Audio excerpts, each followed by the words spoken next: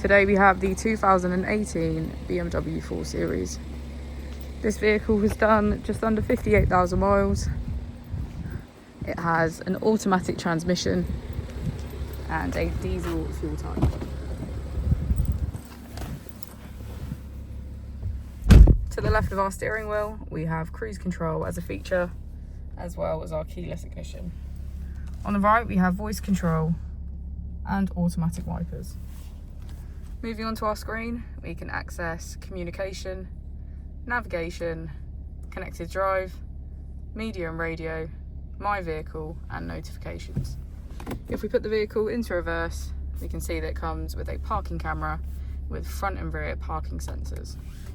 Just below, we have our dual zone climate control with heated seats on either side.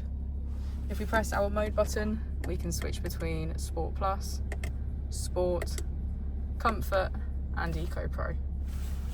As we go into the back of the vehicle, we can see that it has a full leather cream and black contrast interior.